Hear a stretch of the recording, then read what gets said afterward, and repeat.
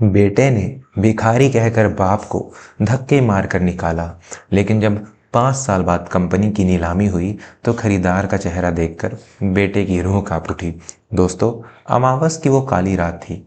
अमावस में आसमान में बादल ऐसे गरज रहे थे जैसे आज कुदरत भी किसी के अन्याय पर रो रही हो। शहर के सबसे पौष इलाके गुलमोहर विला के लोहे के भारी गेट के बाहर एक बूढ़ा आदमी कीचड़ में सना पड़ा था। उसके सफेद कुर्ते पर कीचड़ के दाग थे, माथे से खून रिस रहा था और आंखों में वो सूनापन था जो तब आता है जब औलाद ही अपने माता पिता का कत्ल खंजर से नहीं बल्कि शब्दों से कर दे। उस बूढ़े का नाम था दीनानाथ, और जिसने उन्हें धक्के मारकर बाहर फेंका था वो कोई और नहीं, उनका अपना सगा बेटा, शहर का नामी बिल्डर सुमित था। अंदर कोठी से संगीत और हंसी ठिठोली की आवाजें आ रही थी। सुमित ने अपने रईस दोस्तों के लिए दावत रखी थी।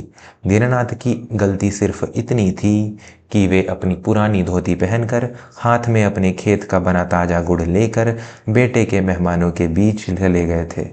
उनके कपड़ों से आती मिट्टी की गंध सुमित की हाई क्लास नाक को बर्दाश्त नहीं हुई।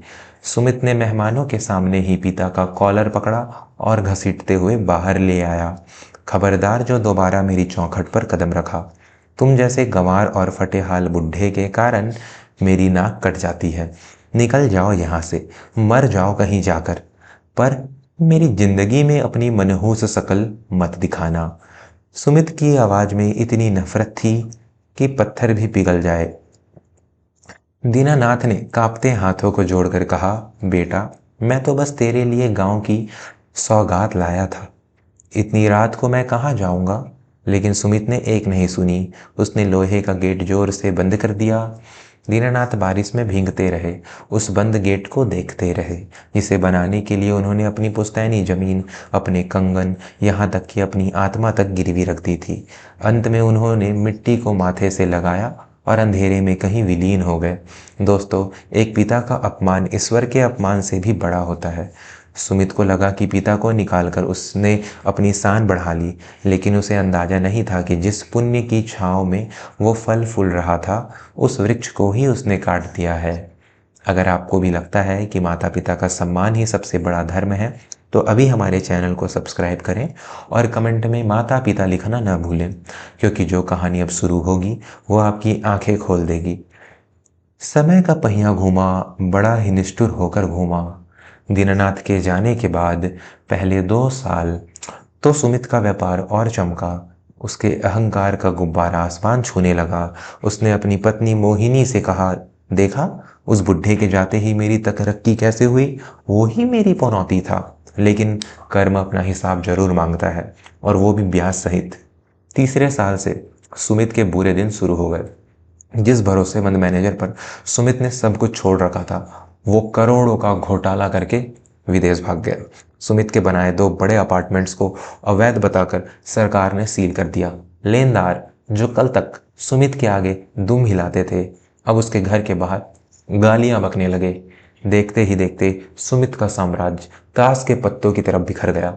नौबत यहां तक आ गई कि जिस गुलमोहर विला से उसने अपने पिता को निकाला था, अब बैंक ने उसी घर की नीलामी, ऑक्शन की घोषणा कर दी। 5 साल बाद वही तारीख, वही महीना, लेकिन मंजर बदला हुआ था। आज सुमित और मोहिनी उसी घर के आंगन में सिर झुकाए खड़े थे। घर का सामान बाहर पड़ा था। बैंक के अधिकारी और शहर के बड़े बड़े सेठ नीलामी के लिए कुर्सियों पर बैठे थे।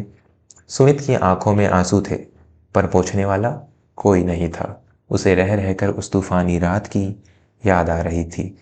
नीलामी शुरू हुई। 10 करोड़, एक सेठ ने बोली लगाई। 12 करोड़, दूसरे ने आवाज उठाई। सुमित का कलेजा फट रहा था। उसके सपनों का महल कौड़ियों के भाव बिक रहा था। तभी एक काली मर्सिडीज कार, जिसके आगे सरकारी झंडा लगा था और पीछे की पुलिस की 2 गाड़ियां थी, बड़े रौब के साथ गेट के अंदर दाखिल हुई। पूरा माहौल शांत हो गया। बैंक के अधिकारी भी खड़े हो गए। सबको लगा कोई बड़ा मंत्री आया है। गाड़ी का दरवाजा एक वर्दीधारी गार्ड ने खोला। अंदर से एक शख्स उतरा। पैरों में चमचमाते काले जूते, बदन पर महंगी शॉल और चेहरे पर एक ऐसा तेज जो सूरज को भी फीका कर दे। उसके हाथ में एक छड़ी थी उस शख्स ने नीलामी के बीच में ही अपनी भारी आवाज में कहा, 25 करोड़ और ये नीलामी यहीं खत्म होती है। 25 करोड़! सन्नाटा छा गया। इतनी बड़ी रकम! सुमित ने धीरे से सिर उठाकर उस खरीदार की ओर देखा। जैसे ही उसकी नजर उस शख्स के चेहरे पर पड़ी, उसके पैरों तले जमीन खिसक गई। उसका शरीर शून्य पड़ गया। वो चेहरा, वो आंखें। क्या आप अंदाजा लगा सकते हैं कि वो कौन था? यह वो पल है जो आपके रोंगटे खड़े कर देगा। कहानी के सबसे बड़े ट्विस्ट को देखने से पहले अभी चैनल को सब्सक्राइब कर लें, क्योंकि आगे जो हुआ वो इतिहास बन गया। सुमित की जुबान तालू से चिपक गई। उसके मुंह से बस एक ही शब्द निकला, पिताजी। हाँ दोस्तों, वो खरीदार कोई और नहीं, वही फटेहाल दीनानाथ थे, जिन्हें 5 साल पहले इसी आंगन से धक्के मार कर निकाला गया था। लेकिन आज वो कोई साधारण किसान नहीं लग रहे थे। उनके पीछे शहर के कलेक्टर और बड़े बड़े अधिकारी हाथ बांधे खड़े थे। सुमित लड़खड़ाते हुए आगे बढ़ा, पिताजी, आप इतने अमीर कैसे? ये सब? दीनानाथ ने अपनी छड़ी जमीन पर पटकी। उनकी आंखों में अब आंसू नहीं बल्कि अंगारे थे। उन्होंने सुमित की ओर देखे बिना पास खड़े कलेक्टर से कहा, साहब, कागजात तैयार कीजिए। मैं इस घर को खरीद कर इसे वृद्धाश्रम, ओल्ड एज होम घोषित करता हूं। सुमित और मोहिनी के पैरों तले जमीन ही गायब हो गई। तब वहां खड़े एक पुराने वकील ने, जो दीनानाथ के साथ आए थे, सुमित को सच बताया। सुमित, तुम जिसे गंवार समझते थे, वो तुम्हारे पिता दीनानाथ जी इस राज्य के सबसे बड़े ऑर्गेनिक फार्मिंग ट्रस्ट के अध्यक्ष हैं। 5 साल पहले जब तुमने उन्हें निकाला तो ये आश्रम में गए। वहां इन्होंने अपनी खेती की पुरानी विद्या का इस्तेमाल करके बंजर जमीन को सोना बना दिया। आज इनका बनाया अन्नदाता ब्रांड विदेशों तक जाता है। सरकार भी इन्हें कृषि रत्न से नवाजा है। वकील ने अपनी बात जारी रखी, तुम्हारे पिता के पास हमेशा से पुश्तैनी जमीनें थीं, लेकिन उन्होंने कभी तुम्हें नहीं बताया, क्योंकि वे चाहते थे कि तुम अपनी मेहनत से खड़ा हो। वो अपनी सादगी में खुश थे, लेकिन तुमने उनकी सादगी को उनकी गरीबी समझ लिया। सुमित फूट फूट कर रोने लगा। वो दौड़कर अपने पिता के पैरों में गिर पड़ा। उसने अपने माथे को उसी कीचड़ में रगड़ा जहां 5 साल पहले उसने अपने पिता को गिराया था। पापा, मुझे माफ़ कर दीजिए, मुझसे बहुत बड़ी भूल हो गई। मैं अंधा हो गया था, मुझे अपने साथ ले चलिए, मैं आपका नौकर बनकर रहूंगा। सुमित गिड़गिड़ा रहा था। उसकी पत्नी मोहिनी भी पल्लू के मुंह छिपाकर रो रही थी। दीनानाथ ने अपने पैर पीछे खींच लिए। उन्होंने आसमान की ओर देखा और गहरी सांस ली। उठो सुमित। दीनानाथ की आवाज भारी थी। माफ तो मैंने तुम्हें उसी रात कर दिया था, क्योंकि एक पिता कभी अपनी औलाद से नफरत नहीं कर सकता। लेकिन दीनानाथ ने सुमित की आंखों में सीधे देखा, लेकिन आज मैं तुम्हें अपने साथ नहीं ले जा सकता, क्योंकि जिस घर में बुजुर्गों के लिए स्थान नहीं, वहां बरकत कभी नहीं आती। तुमने मुझे घर से निकाला, मैंने अपनी दुनिया बना ली। आज मैं ये घर खरीद रहा हूं, तुम्हारे लिए नहीं, बल्कि उन सैकड़ों बेसहारा माता पिता के लिए जिन्हें उनकी औलादों ने ठुकरा दिया है। सुमित सन्न रह गया।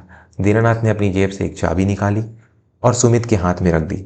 ये इस शहर के बाहर मेरे एक छोटे से फ्लैट की चाबी है। वहां रहो, मेहनत करो और शून्य से शुरू करो।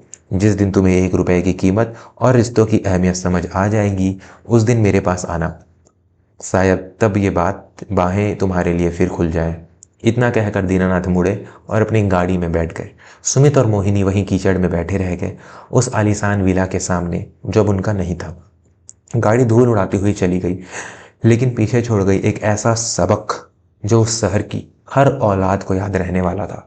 दोस्तों, सुमित को अपनी गलती का एहसास बहुत महंगी कीमत चुकाकर हुआ। हमारे बुजुर्ग हमारे घर की छत होते हैं। अगर छत ही गिरा दोगे तो धूप, बारिश और तूफानों में तुम्हें कौन बचाएगा? उनकी झुर्रियों में तजुर्बा और कांपते हाथों में आशीर्वाद होता है। उसे कभी बोझ मत समझना। आज की कहानी आपको कैसी लगी?